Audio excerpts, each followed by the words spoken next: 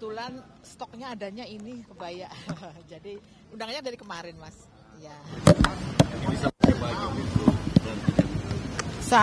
Dari BKN ya kayaknya ya. Dari BKN kan kemarin sebenarnya SK-nya kepresnya sudah berlaku tanggal 2 Juni waktu diumumkan oleh Pak Mensesnek.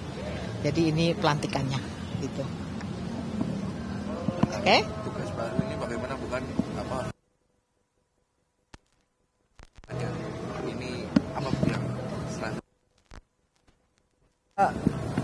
efektif 2 hari inilah kami ke kantor ya.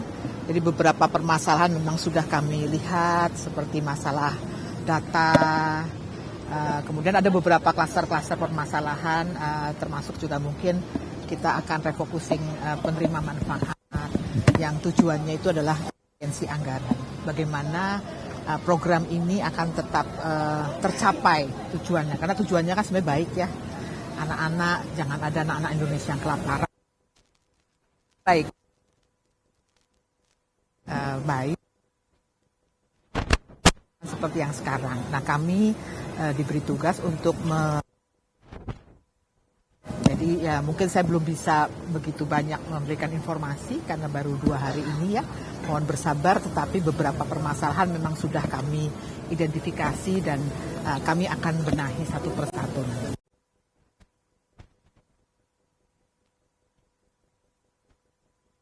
Untuk kepemimpinan kali ini kita secara kolektif, jadi kepala BGN, wakil ketua 1, wakil ketua 2 lah begitu ya, tetapi kita tidak mempunyai pembagian tugas secara khusus seperti mungkin nomenklatur yang dulu ya. Kami ingin supaya permasalahannya itu nanti salah satunya adalah masalah bagaimana kolaborasi internal sendiri yang mungkin kurang. Jadi antar kedeputian, anggaran dan sebagainya itu kami lihat belum bisa diefisienkan secara maksimal antar kedeputian, sehingga itu salah satunya kendalanya adalah karena memang mungkin nomenklatur jabatannya yang terlalu terkotak-kotak untuk level wakil kepala ya. Jadi itu kami coba klaster nanti pembenahannya ada internal, baik itu dari sisi sumber daya, organisasi, dan sebagainya, maupun yang terkait dengan pelayanan kami ke eksternal. Itu dulu ya, mungkin ya. Untuk Gladi, maaf ya, udah tunggu untuk Gladi, maaf, terima kasih, maaf. Misi, oh Gladi dulu ya. SPTJ yang dananya tidak cair, mungkin Bu ada tanggapannya Bu? Maaf ya, maaf. Sampai sekarang kan semuanya sebenarnya sudah cair ya, untuk yang minggu ini. Ya, nanti kami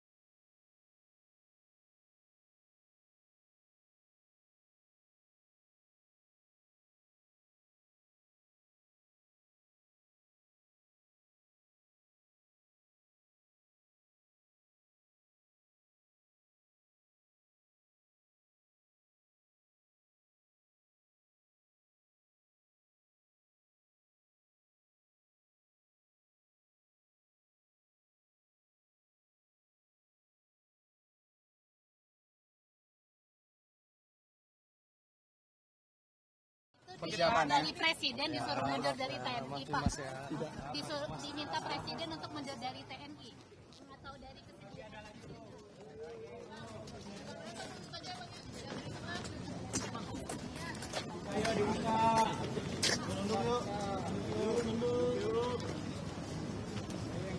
Guys, yang di depan jangan maju lagi dong.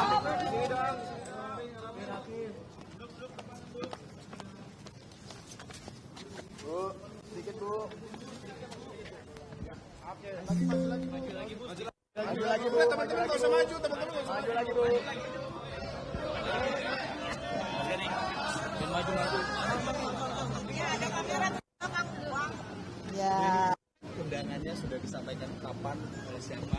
Jadi ini memang sengaja pakai warna biru atau seperti Kebetulan stoknya adanya ini kebaya. Jadi undangannya dari kemarin, Mas.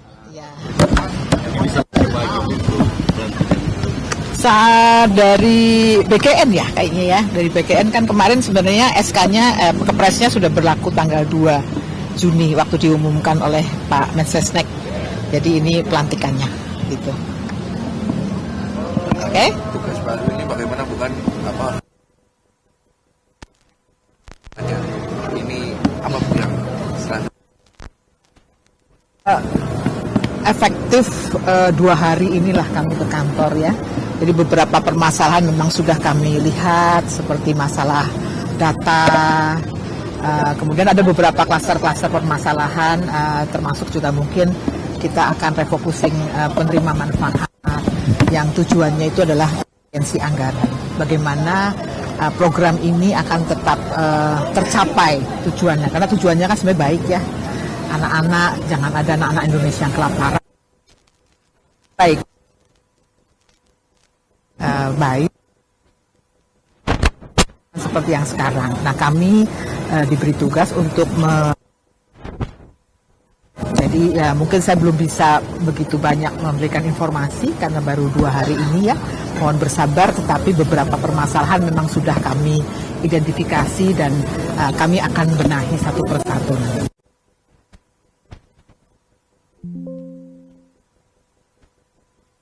Untuk kepemimpinan kali ini kita secara kolektif, jadi kepala BGN, wakil ketua 1, wakil ketua 2 lah begitu ya, tetapi kita tidak mempunyai pembagian tugas secara khusus seperti mungkin nomenklatur yang dulu ya.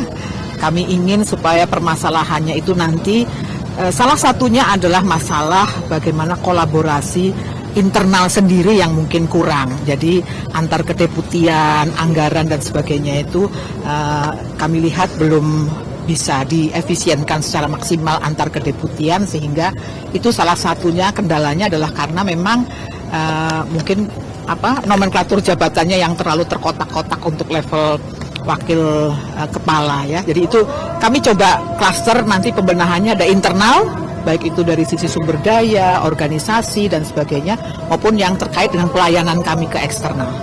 Itu dulu ya, mungkin ya. Gladi, maaf ya, udah tunggu untuk Gladi, maaf, terima kasih, maaf. Ada. Nah, saya memberanikan diri, berikhtiar, berijtihad, bahwa saya juga harus memberikan keseimbangan terhadap apa-apa yang ingin diperjuangkan oleh kaum buruh. Dan secara demokratis tidak akan mengurangi daya kritis kami terhadap persoalan-persoalan perburuhan. Saya pikir itu alasannya. Satu prioritas dari teman-teman buruh yang dipercayakan kepada Pak Said. RUU Ketenagakerjaan. RUU Ketenagakerjaan. Nanti kita bicara lagi ya. Saya mau ditunggu lagi bersama. Terima kasih Pak Said.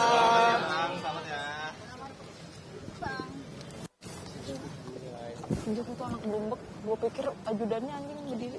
Dan kita non-line. Itu yang berkenaan dengan agenda Bapak Presiden menerima para duta besar. Selanjutnya pada sore hari ini teman-teman, Bapak Presiden akan ada agenda untuk melantik dan mengambil sumpah.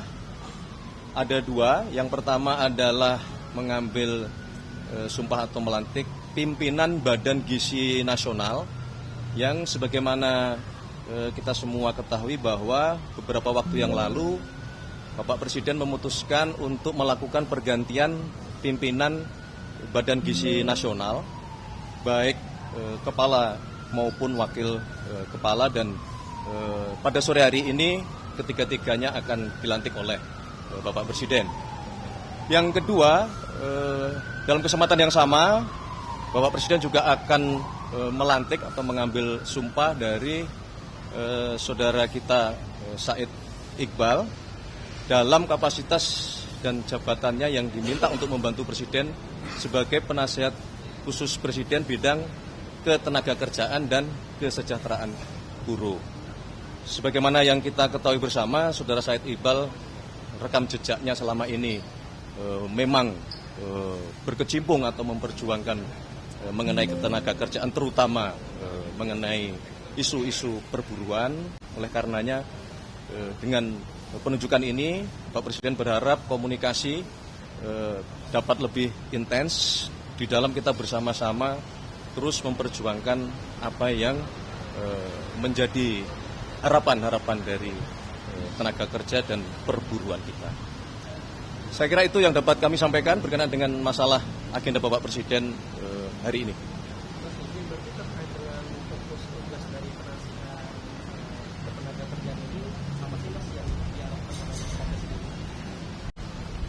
Jadi begini, kalau kita ingat bahwa kurang lebih 1 tahun yang lalu di May Day tahun 2025 ada kehendak untuk kita membentuk apa yang disebut dengan Dewan Kesejahteraan Buruh. Namun setelah kita coba pelajari, ada sesuatu hal yang kemudian kita merasa berkenaan dengan segala sesuatu yang ingin dicapai dengan adanya Dewan Buruh tersebut bisa kita cari skema yang lain. Oleh karenanya Bapak Presiden kemudian memutuskan untuk mengangkat salah satu tokoh buruh menjadi penasihat beliau di bidang ketenagakerjaan dan kesejahteraan buruh. Secara esensi yang diharapkan adalah sama, terjadi komunikasi yang jauh lebih cair, jauh lebih intens, tidak birokratis di dalam hal sekali lagi kita memperjuangkan apa yang selama ini diharapkan oleh kawan-kawan buruh, apalagi dalam situasi kondisi ekonomi yang sekarang ini. Demikian.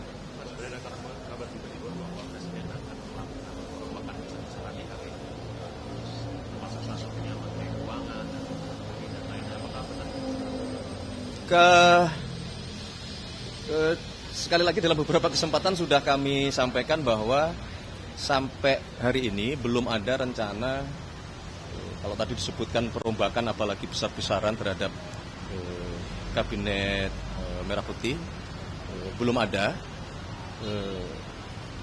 karena memang kita semua sedang bekerja keras, fokus dan konsentrasi menjalankan tugas kita masing-masing.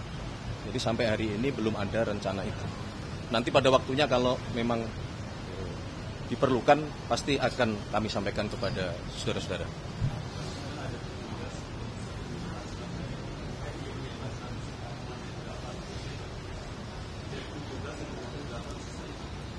Sisanya akan kita coba agendakan karena pertama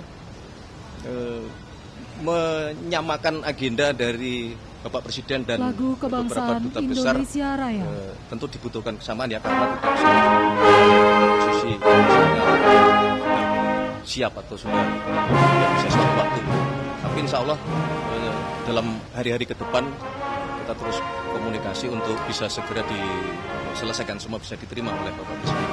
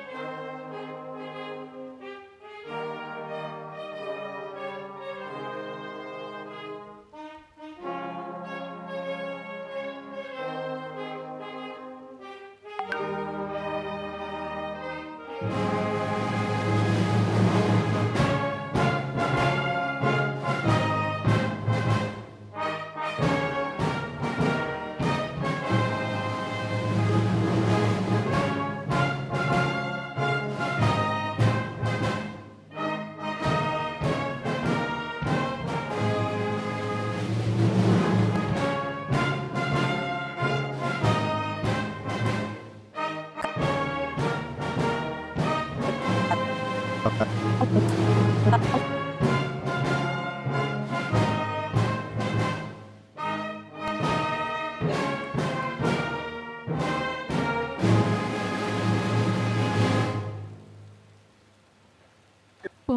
Keputusan Presiden Republik Indonesia oleh Sekretaris Kementerian Sekretariat Negara. Keputusan Presiden Republik Indonesia nomor 18/M tahun 2026 tentang pemberhentian dan pengangkatan Kepala dan Wakil Kepala Badan Gizi Nasional serta pemberhentian Wakil Kepala Badan Pengawasan Keuangan dan Pembangunan. Keputusan Presiden Republik Indonesia nomor 58/P tahun 2026 tentang pengangkatan penasihat khusus Presiden bidang ketenagakerjaan dan kesejahteraan buruh. Dengan rahmat Tuhan Yang Maha Esa, Presiden Republik Indonesia menimbang dan seterusnya mengingat dan seterusnya memutuskan, menetapkan dan seterusnya ke-1, mengangkat masing-masing 1. Nani Sudaryati Deyang sebagai Kepala Badan Gizi Nasional. 2. Agustina Arumsari sebagai Wakil Kepala Badan Gizi Nasional. 3. Trenggono sebagai Wakil Kepala Badan Gizi Nasional. Dan kepada yang bersangkutan diberikan hak keuangan dan fasilitas lainnya sesuai ketentuan peraturan perundang-undangan. Kedua, mengangkat Said Iqbal sebagai penasihat khusus Presiden bidang ketenagakerjaan dan kesejahteraan buruh, dan kepada yang bersangkutan diberikan hak keuangan dan fasilitas lainnya sesuai ketentuan peraturan perundang-undangan. Ketiga, keputusan Presiden ini mulai berlaku pada tanggal ditetapkan. Ditetapkan di Jakarta pada tanggal 2 dan 4 Juni 2026, Presiden Republik Indonesia Prabowo Subianto. Rohaniwan dimohon menuju tempat yang telah ditentukan.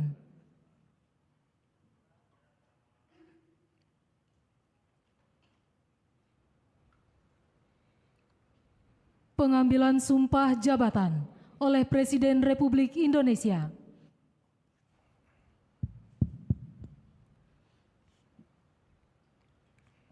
Sebelum saya mengambil sumpah janji berkenaan dengan pengangkatan saudara-saudara sebagai Kepala dan Wakil Kepala Badan Gizi Nasional dan sebagai penasihat khusus Presiden bidang ketenagakerjaan dan kesejahteraan buruh. Terlebih dahulu saya akan bertanya kepada saudara-saudara, bersediakah saudara-saudara untuk diambil sumpah janji menurut agama masing-masing? Bersedia. Apabila demikian, harap mengikuti dan mengulangi kata-kata saya. Bagi saudara-saudara yang beragama Islam, demi Allah saya bersumpah. Demi Allah saya bersumpah. Bagi saudara yang beragama Katolik, demi Tuhan saya berjanji. Demi Tuhan saya berjanji. Selanjutnya secara bersama-sama, harap mengikuti dan mengulangi kata-kata saya. Bahwa saya akan setia kepada Undang-Undang Dasar Negara Republik Indonesia. Undang-Undang Dasar Negara Republik Indonesia. Tahun 1945. Serta akan menjalankan segala peraturan perundang-undangan. Dengan seluruh-seluruhnya. Demi dharma bakti saya kepada bangsa dan negara. Bahwa saya dalam menjalankan tugas jabatan. Akan menjunjung tinggi etika jabatan. Bekerja dengan sebaik-baiknya. Dengan penuh rasa tanggung jawab. Bagi saudara yang beragama Katolik, kiranya Tuhan menolong saya.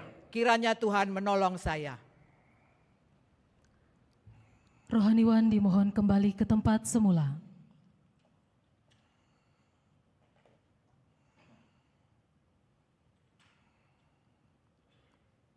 Persiapan penandatanganan berita acara. Kepada Saudari Nanik Sudaryati Deang dimohon menuju meja penandatanganan.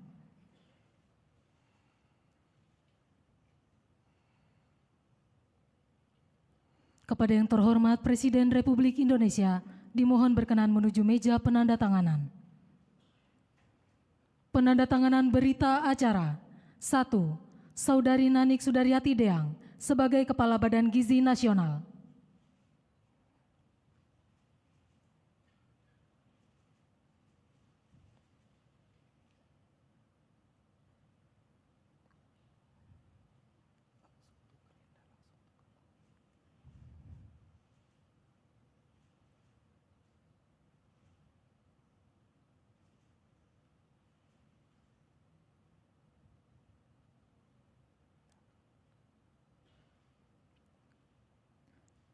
Dua, Saudara Said Iqbal sebagai Penasihat Khusus Presiden Bidang Ketenagakerjaan dan Kesejahteraan Buruh.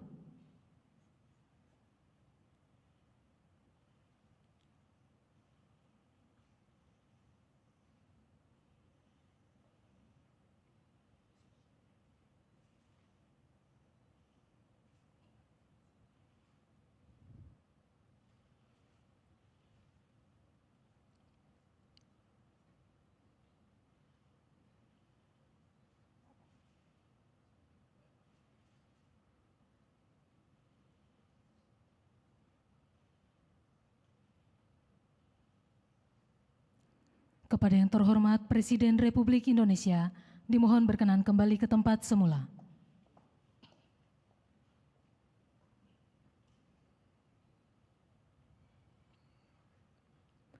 Kepada para pendamping pejabat yang telah dilantik, dimohon untuk mendampingi.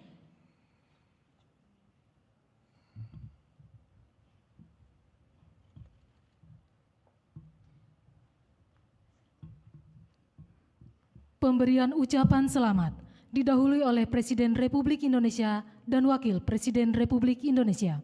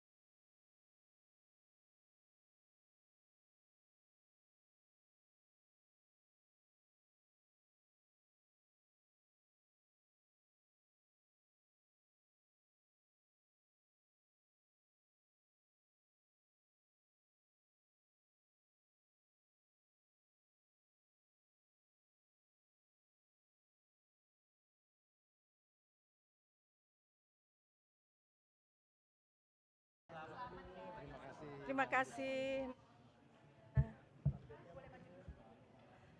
Sini dong, ini berdua. Bertiga. Harus di sini, samping saya harus lurus. Sini. Pertama, tentu ini satu amanah yang harus kita jalankan dengan baik, benar, tulus, ikhlas, dan jujur. Karena ini adalah program yang sangat bagus sekali, karena kita bertanggung jawab untuk bisa mencerdaskan anak-anak bangsa, sekaligus bisa untuk menggerakkan ekonomi bawah. Di sini saya ditemani Ibu Arumsari yang sehari-hari akan memelototi saya dalam hal keuangan. Dengan teliti, dengan benar, saya tidak akan mengambil keputusan apapun berkait pengeluaran duit bila Bu Sari tidak oke. Di samping saya ada Pak Trenggono, yang dia juga akan melindungi saya, ikut nanti menggarap dapur-dapur di 3T dan juga kawasan-kawasan yang belum teritorial yang belum terbangun. Itu ya teman-teman ya.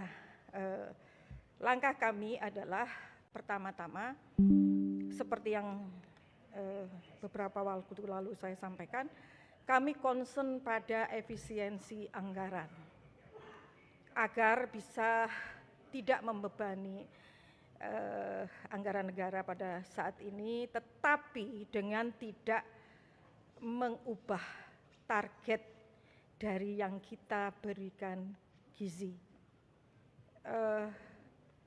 Efisiensi ini kami lakukan yang pertama melalui moratorium.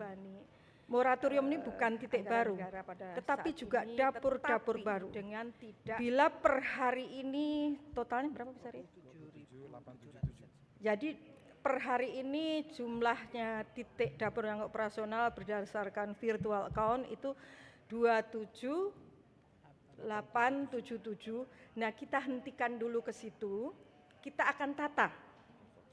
Kita tata apakah dapur ini melayani, ini sudah bisa melayani sebetulnya dengan penerima manfaat yang ada, atau sebetulnya malah kelebihan. Nah, kemudian ini kita akan nanti dulu, artinya kita nggak buka yang baru dulu maupun pendaftarannya. Ya, jadi kita mau nata misalnya Jawa Tengah ini harusnya butuh berapa, Jawa Barat ini butuh berapa, DKI butuh berapa, dan lain-lain, Jawa Timur. Karena memang dari datanya Ibu Arumsari, dapur ini masih menumpuk di Jawa.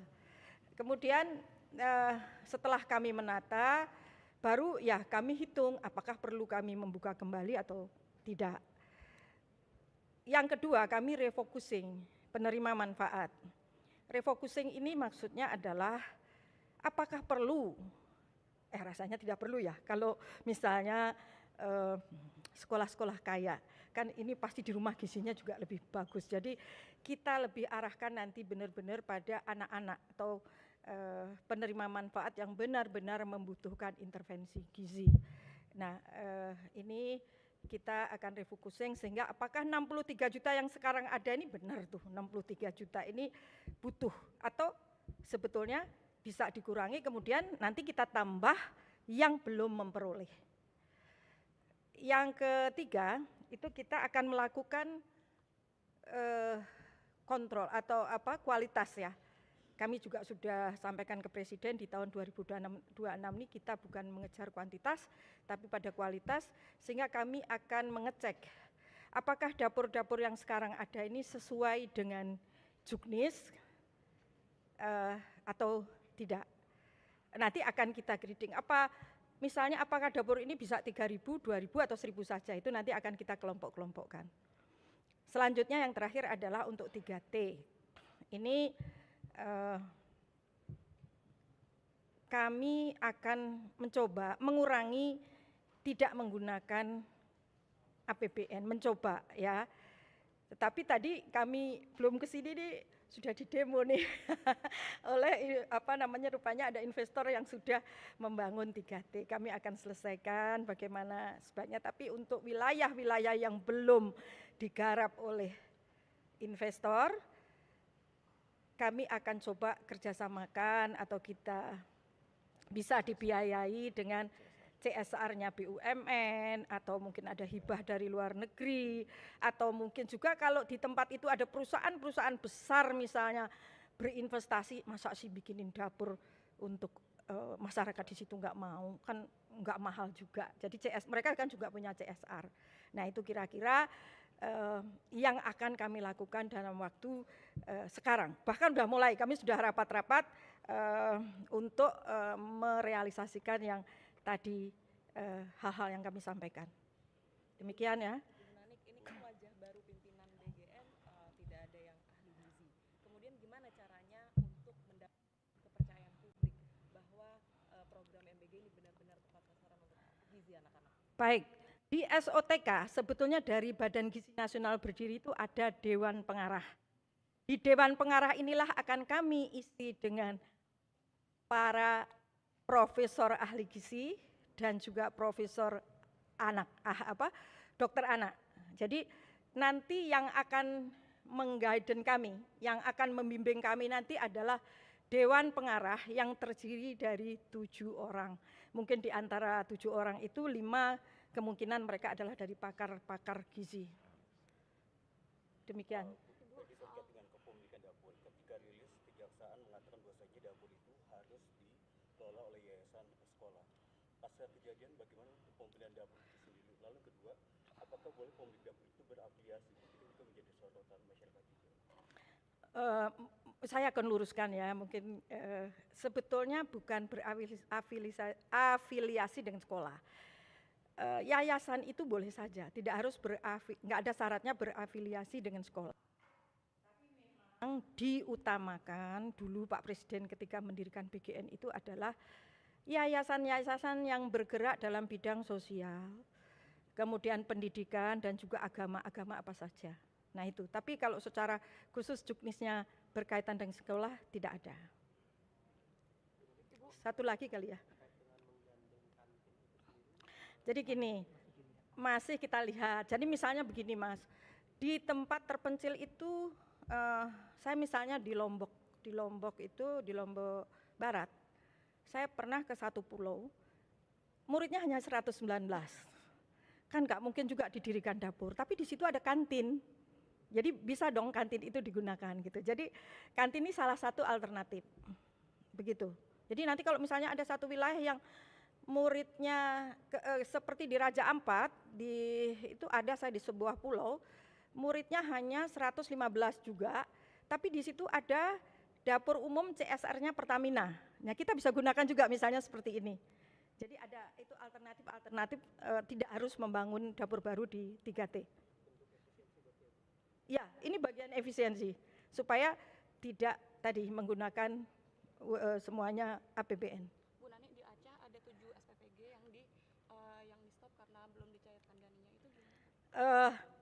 Ada bagian dari HOK, ada yang bagian dari semua sudah dicairkan dari mulai Jumat. Yang 27877 tadi itu. Yang sudah masuk. Jadi memang ada beberapa yang macaku loh banyak Jumat itu sudah dicairkan. Yang Senin ini juga dicairkan. Tadi kalau nggak salah kami dapat laporan 5T ya Ibu ya, dicairkan hari ini.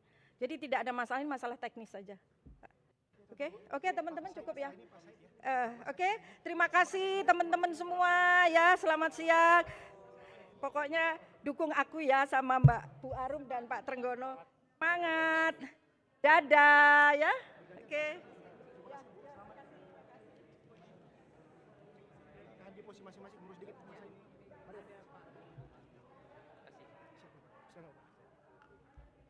Maju lagi kiri beberapa Pak.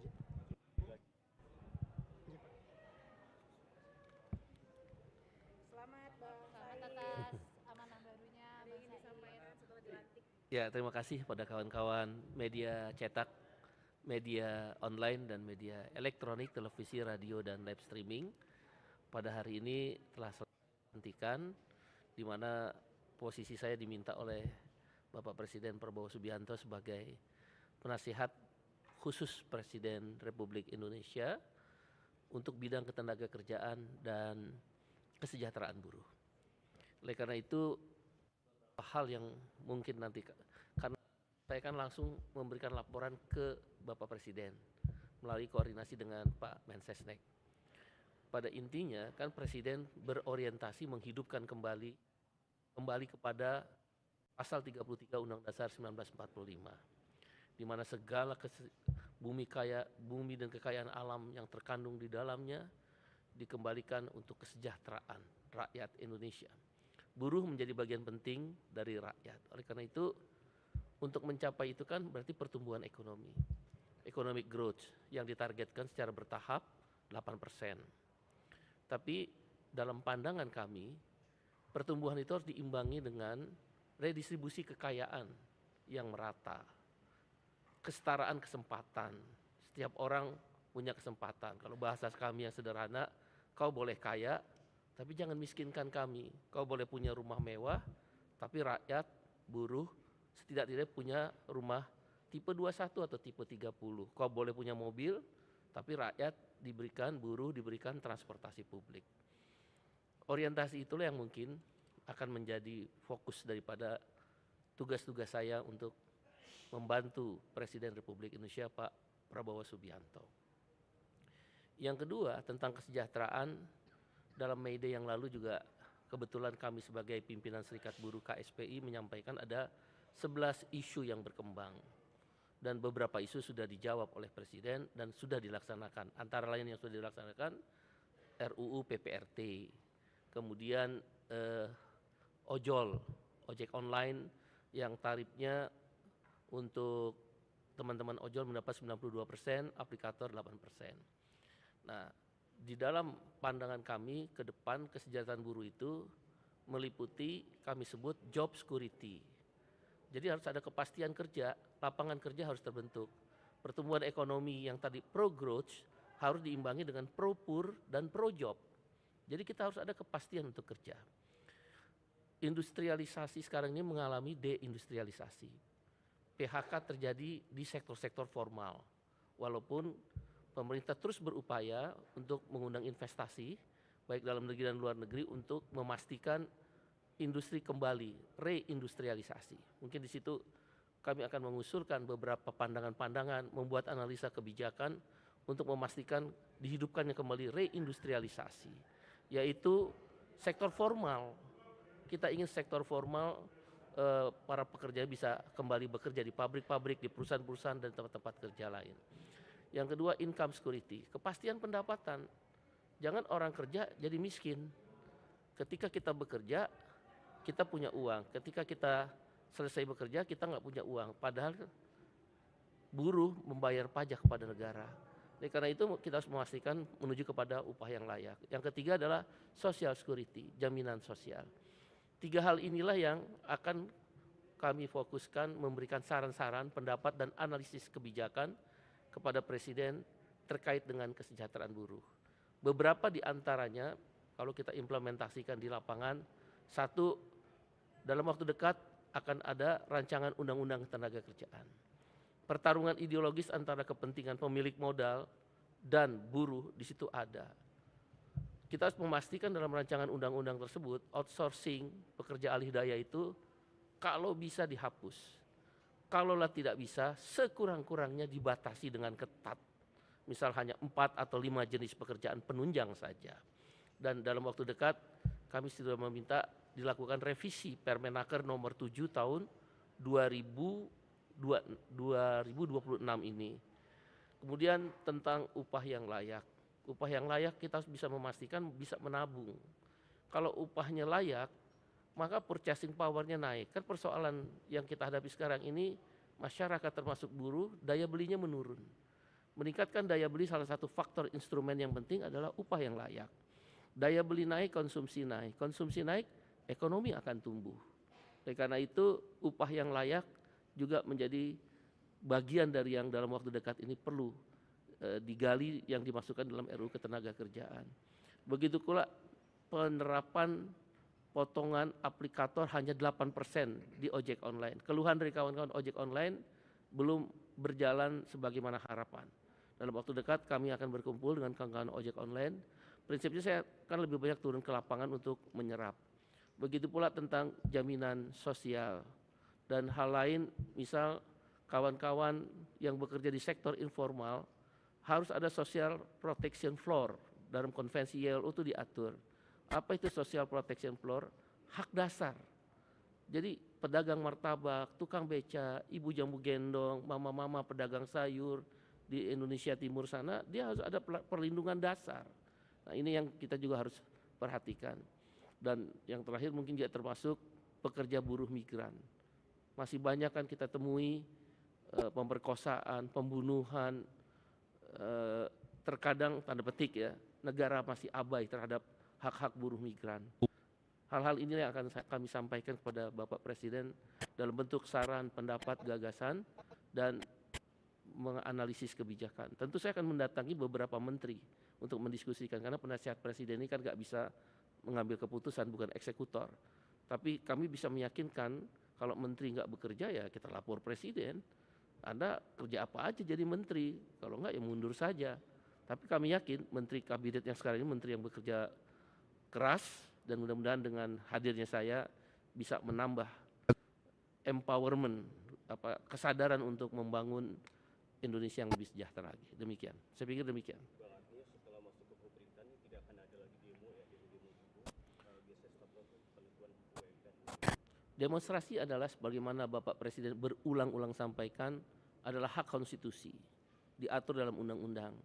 Siapa yang melakukan demonstrasi termasuk KSPI dan serikat-serikat buruh lain, maka harus mengikuti prosedur undang-undang. Isu upah setiap tahun selalu menjadi isu utama, arus utama di dalam demo-demo kaum buruh.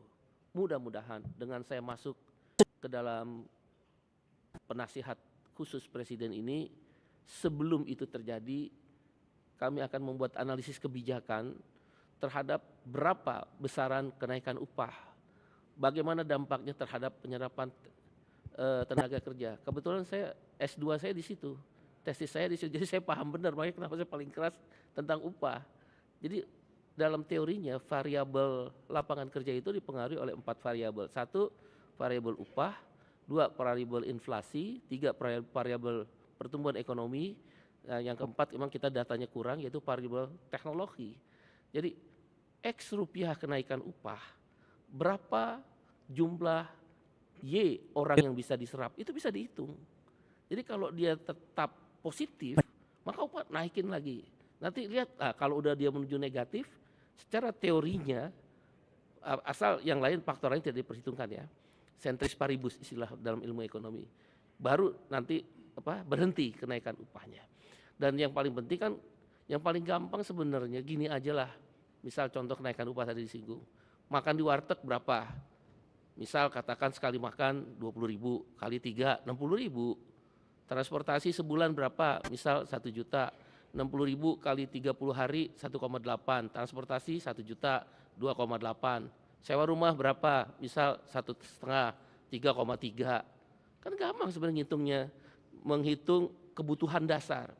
Tinggal nanti kebutuhan misal buat sekolah anak, buat kan nggak ada lagi kita baca koran atau majalah tapi pulsa karena dengan sistem online misal, atau TV. Ukuran sewa rumah jangan sewa, beli rumah cicilannya berapa. Kan Bapak Presiden sudah menyampaikan bahwa rumah menjadi salah satu program prioritas.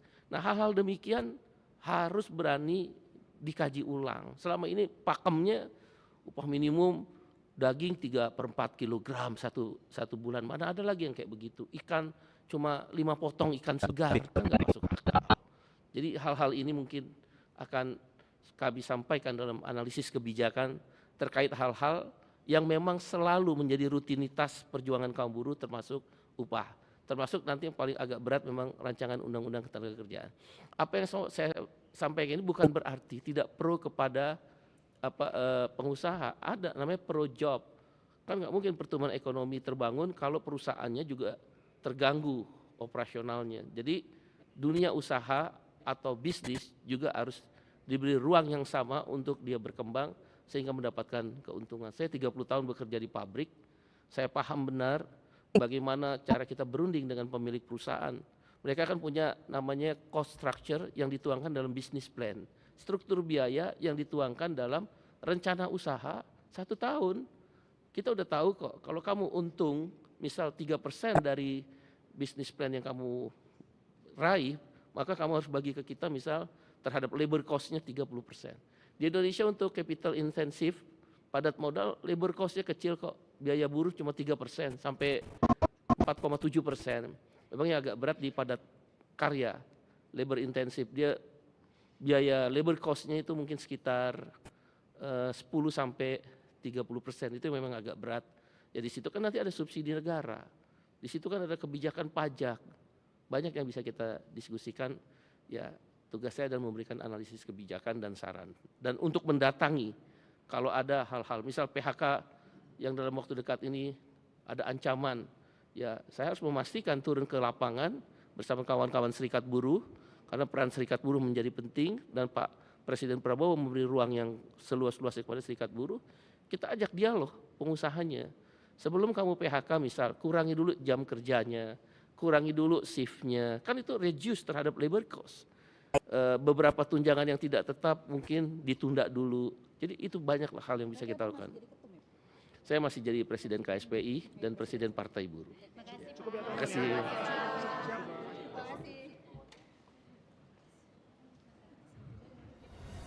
Bangsa Indonesia harus mandiri. Bangsa Indonesia harus berdiri di atas kaki kita sendiri. Dan di situ elemen utamanya adalah